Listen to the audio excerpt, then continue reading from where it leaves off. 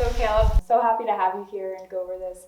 The one thing I wanted to go into right away is you obviously are a Colt starter. You started from somewhere, and I'm just interested what made you want to make that transition from kind of like instead of just tuning barrel horses, but you've really developed that skill for Colt starting. So can you just talk about that for a bit? Yeah, for sure. So as most people would know, I grew up barrel racing for the most part, and I messed around with other stuff too, but it was pretty well primarily barrel racing. And what got me fired up more than anything else was making a horse. Like, I loved winning, don't get me wrong. I mean, like, who doesn't? Mm-hmm. But the feeling of taking a horse, you know, that isn't that experienced and then going and accomplishing something on them, like that to me is just what drew me to the whole industry as a whole. Mm-hmm. And then in high school, I started starting colts for a few different people, you know, just a couple at a time, you know, just kind of on the side, some extra money or whatever. And I fell in love with it. Like I loved it before that because, you know, I had started a few of my own colts and that. But yeah, like that to me was more fun than anything. And it just progressed from there, you know, like every year, you know, I was still barrel racing, of course, but every year I just, you know, I wanted to start more colts. I wanted to know more. I would, you know, read and do as much research as I can and learn as much as I can. But yeah, I would say, you know, and then out of high school, that's where, you know, I really started training more and yeah. Just a natural progress, like a natural progression of, hey, I kind of like this, let's learn more. And that's definitely something I want to talk about is just how you develop the skills you get. But first, what I want to know is when you're getting these young horses in and how you've kind of developed your program, like what really does your program look like when you're getting a 2-year-old or a 3-year-old that you're ready to start and get backed? Like right from the very beginning? Yeah. So the most important thing to me is giving that horse confidence, right? You know, so many people think that colt starting is just teaching them not to buck, mm-hmm. you know, and to some that may be the case. To me, it is so much more than that, you know, and it starts from the very first moment you touch that horse. And so basically, everything I do with the horse, you know, before I go to do the first ride, everything is to try to build confidence. You know, I want that horse to be confident in themselves, but also in me. They've, you know, especially if it's an outside a client's horse or whatever, they've never seen me before. And remember, horses are animals of instinct. So their natural reaction is to test me. You know, they're not just going to trust me right off the bat, some more than others. Mm-hmm. But yeah, I would say just building that confidence, that to me is everything. Because then every time you make a new step up, you know, to the next thing, they've got the confidence then to accomplish that task without, you know, having a big freak out. So, exactly. Yeah. So when you're talking about confidence, what does that really look like for you? So, you know, and it depends on the horse, you know, for the most part, but this is going to sound funny, but a lot of affection. I give my horses a lot of affection. I'm very verbal with them. You know, some people might laugh at that, whatever, I don't care. It's, you know, a lot of affection. So, you know, I'll like, before I ever even bring them out of their stall, I'll go in there and I'll pet on them, you know, I'll rub them all over, pick their feet up, talk to them, you know, just get them used to my presence, you know, and then from there we'll, you know, once I feel that they've kind of got me figured out just a little bit, then we'll go to the round pen. And again, it depends, you know, on that particular horse's habits, but usually I'll go to lunge them right away, just get them out of that reactive state of mind into the thinking state of mind. So I want them starting to think about me, you know, watching me. And I would say like the first thing I'll try and teach them is, you know, when I'm free lunging them, I want them to face up. Mm-hmm. So when I draw them back into me, mm-hmm. I don't want them just to stop or keep going or turn the other way. I want them to, you know, I want to draw them to me. I want them to face me. And you know, those are like the most basic foundations, I think. And then you get that right, and it's so easy to build off of, you know. I mean, a confident horse is a willing and trainable horse. Absolutely. For sure. And one thing that just caught my attention, what you said about getting them to come into you, and even just that gesture of you kind of like receiving almost. Yes. And it is so much, I think, of how we present ourselves. So I'm curious, like how mindful are you when you're working these horses? Like, so, you know, your presence is such a big, obviously that's pretty much everything with training these younger horses is you're almost giving them the confidence because how you're presenting yourself and getting them to be willing to trust you. So what does that look like for you? Like, what's your mindset or mentality when you're working with them? Like as in, how do I get them to do that? Yeah, like you presenting yourself and just making them have that experience. Right. So a lot of waiting, right? So like I say, a fresher horse that has never done a whole lot, I'll get them free lunging around, you know, and I'll let them go for a little. I'm not just going to try to get them to face up right away, because they have no clue what's going on. They've never done this before. This is completely foreign to them. So a lot of it is just waiting. I'll wait for them, you know, I'll lunge them around, and then I'll wait till a sign where they're maybe wanting to slow down. They might be tired, you know, and it's with a new colt, it's usually pretty quick. Yeah. So I'll go ahead, and as soon as I notice that they're wanting to slow down a bit, I'll take advantage of that, and I'll allow them to, and I'll step back, and they might not face you right off the bat, you know, like they've got to learn, but it's just repetition, you know, and again, the more I draw that horse into me, the more I step back and look at it in the eye, the more I allow it to do kind of what it wants in a way by, you know, slowing down or whatever, you know, then they're going to want to face you, you know, and then when they face you, you just let them chill for a minute, and then that's their relaxing spot, you know.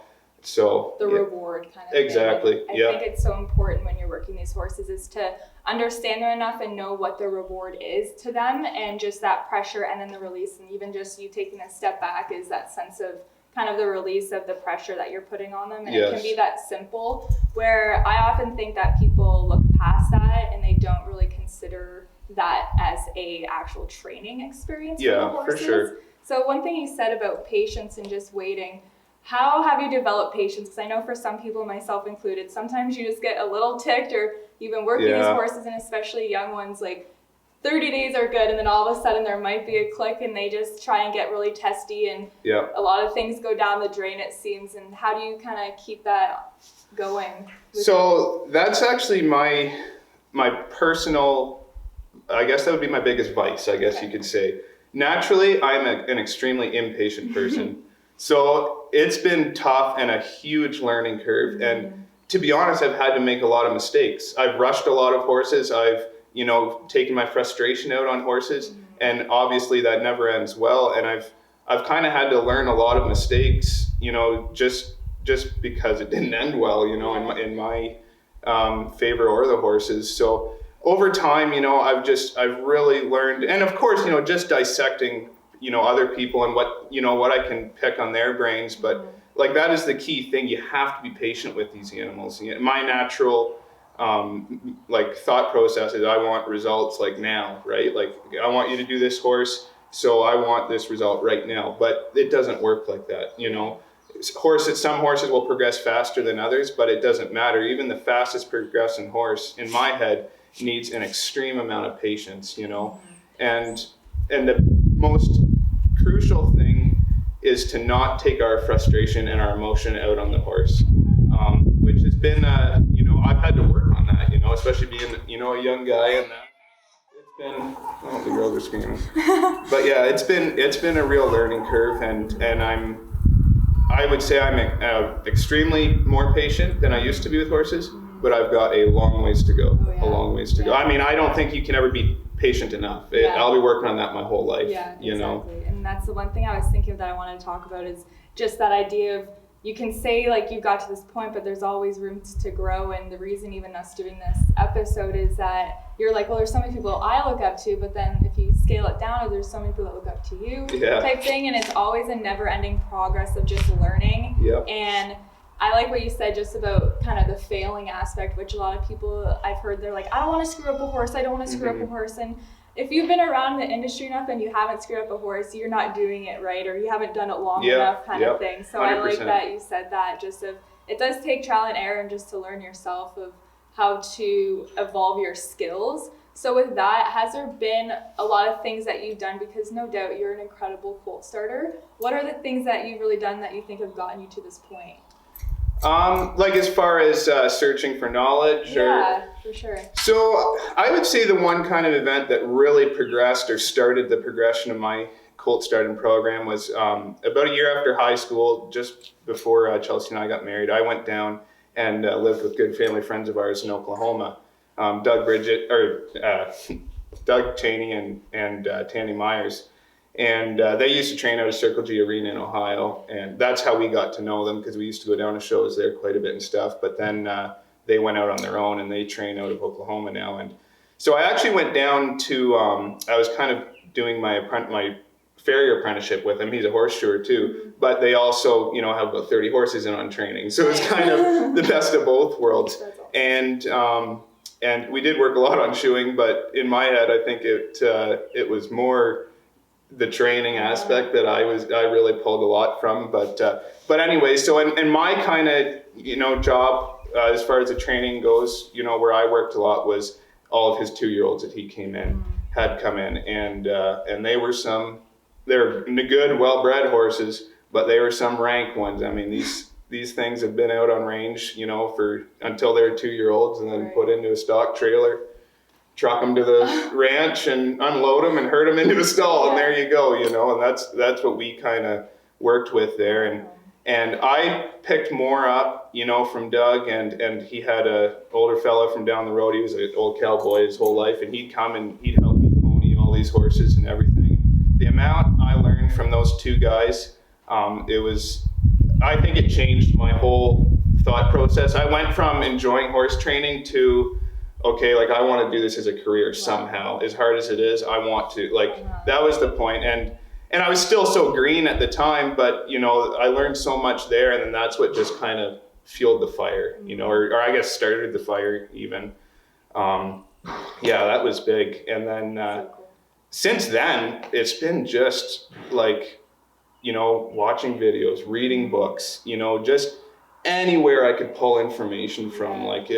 If you have a desire for it, there's information out there. It's just a matter of going out and getting it. Absolutely. So I love that story, because it's interesting how things happen. Like, you went down for shoeing horses, and then it was almost a blessing in disguise. It's we have all these completely wild 2-year-olds, and then it just triggered you. This is actually what I love to do.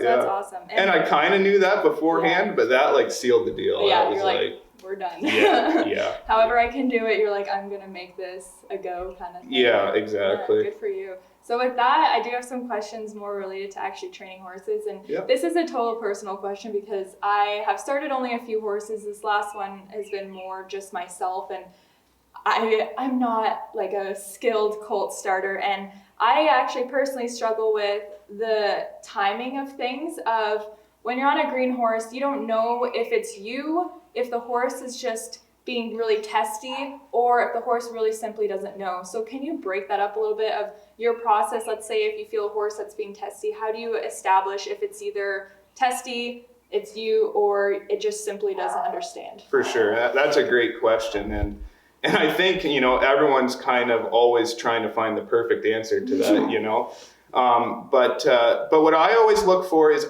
I try to teach that horse something new every single day. And I'm not saying, I want to teach it to stop perfectly in one day. I mean, very little things, And I find with colts, usually every day you go out there, there'll be something that they're just a bit dull on. And you'll find that, and you can start working on it. But I think the key is if you can tell they're being testy, because they're just getting like pissy with you. Mm-hmm. Like they're not willing. They have zero desire. They might stiffen up. They might, and normally in my case, that's normally my fault. Normally I've found a little issue that I've wanted to fix, and going back to that patience, rather than having patience and slowly sorting that out, I go to try to fix the whole problem all in one shot. And usually when I start doing that, I can tell right away, like, okay, that's not the right way to do this way. And you can just feel the way they're reacting. Mm-hmm. But to me, the key is teaching them little things. One little, like baby steps is so huge, and I'm searching for try. They don't have to do it perfect, we have to remember, these are animals, they're not machines. Not every one of them functions the exact same way. So they're all going to do things a little bit differently, and we have to learn to accept that. And and just reward them when they try for you. That's all I want. If a horse is trying for me, really that's all I can ask of it, And if it's athletic enough to make something of itself, if it's trying for me, it will figure it out. You know what I mean? Some might take longer than others, but they will figure it out. So I guess, and that really goes back to keeping them confident. Don't, when they kind of struggle with something, don't beat them down and make them feel bad because they can't do it. Instead, at least ask them to try, or just, if you're working on something that's just not working, you're not getting anywhere, maybe go back, maybe ask for less, maybe ask for half of whatever, I guess, say you're teaching a horse a turnaround, okay, or a rollback. And you just can't get them, they just want to stiffen up through it, or they just can't soften through it, whatever. Well, maybe you're trying too much all at once, maybe instead of asking for a whole rollback all at once, maybe ask for that first step to start a rollback, because they have to learn that first step before they can make the second step or the third step. Right. And sometimes it's just a matter of being happy with little bits of progress, So yeah, I guess, I don't know if that really answered the question or not. Absolutely. But it's so true. And it's like, you're almost testing, like, let's say I'm going to try a full rollback, see what happens. And then you're kind of getting called out for the thing you didn't do, like that one little building block that you missed. Your horse is like, yeah, buddy, we never actually learned that first bit of steps. So it's like, how can you ask them of that? And I like that theory of just you're kind of like doing a bit of a self-reflecting to see, okay, what isn't working here, instead of beating them up and maybe like losing your head a bit and being a bit frustrated. It's like, I think it's so important as trainers to just stay calm in that situation. Yeah. Evaluate what's actually happening and not thinking the horse. Like, I think people they're too quick to blame the horse in that case. Like, they're too quick to say, this horse isn't doing it, it's not being willing, it's not trying. But it's like, how about step back, try and maybe almost observe it from a different perspective. And I think riding alone, you have to adapt that a little bit, because I ride alone quite a lot. I'm sure you do as well. So just you're almost being your own, like, what would you say, like, because I almost think of myself as my own best coach, my own best teacher, because I watch my videos and I try and see what I'm doing and like learn my habits and my weaknesses, like you said, what your weaknesses are. So what do you think about that, just with when you're riding alone, how you like to think of that type of situation, like yourself as a teacher? Yeah, so obviously it would be nice, to be like back down in Oklahoma like I was, and just be able to ask questions whenever I have issues. But the one thing I do like about being by myself is sometimes it might take longer to accomplish something or to learn something. There's going to be more frustration involved, but I'm going to learn a lot more about myself. And in the end, when I do learn something, it's in my head for life. Like, I didn't just teach a horse to do something because someone told me to do certain things. It's like, no, like, I actually, worked it out, sorted it out. I figured it out with that, whatever that particular horse is. And so to me, there's a lot of benefits to riding by yourself. Now, the only, I guess the downside would be when you're doing things wrong. Sometimes it's good to have another set of eyes to remind you before you do something wrong long enough, and then you're into a bind, that you got to get yourself out of. But there's definitely a lot of advantages to it, for sure. That's good to hear, actually, because I'm sure some of the people listening and watching they're just kind of doing it recreationally. Like, they want to do good and better themselves and be the best riders they can be and trainers, but they always feel like, well, I'm not that person in the States that gets all this professional help. But it's almost like you don't necessarily need it. And again, it goes back to almost the failing. And I 100% agree with that, because I went to the States to learn from trainers, and when I came back, I almost felt worse than I was when I went, because I wasn't riding like myself. And I feel like we could definitely touch on that as well, of just, you are learning from other people. They're saying, do this. And I think when you're a skilled enough rider, you can, okay, I will do this, I will do that. I understand the concept, but then you don't really actually understand the concept of why you did it, but it worked. But then when you get in a bind or a problem, you're going to fall back to how you ride, like naturally your own style, your own skill, or just how your feel is. It's super unique to yourself. And that's the thing, when you ride with someone better than you, they're going to pick out the things that they see that you can't see, that you might be doing wrong. And so, when people start telling you that, of course, you're going to feel like not as good. Well, guys, I am so sorry, and I made a mistake. I'm only human, okay? But half the episode that me and Caleb did not get recorded because I did not delete my full memory card. So I plan on going to see Caleb again really soon. So we're going to do a part 2 of this interview. We talked a lot about a lot of stuff after this point, about just our own riding style, a bunch of other things. So actually, this is a very unique opportunity for you to decide if you have any questions that you want me to ask Caleb for when I see him next. So all these questions were just kind of things I wanted to know, but now you get a chance to ask questions yourself. So if you have a question that you want to ask Caleb Clingen, Colt starter, barrel racer, amazing trainer, please let me know. You can send me a message, put it in the comments below, follow me on Instagram, give me a DM with any questions that you'd have for Caleb and his journey and process of working horses. And just if you have a question about his life, ask, let me know what it is, and I'll be sure to try and ask him when we do our next interview. So again, my bad, but I appreciate you watching this far. Please subscribe to not miss a video. I do have some training videos he actually did for me, which was super awesome. I'm gonna upload those on YouTube soon, so if you want to watch those, please subscribe to never miss one. We went over the fundamentals of barrel racing as well as colt starting. So it's pretty cool. He rode one of our colts. We have a 2-year-old at his place right now. And so he rode Jamie around, Red Jamie Fraser. If you know, let me know in the comments if you understand that name. He's a redhead and super cute, so it was fitting.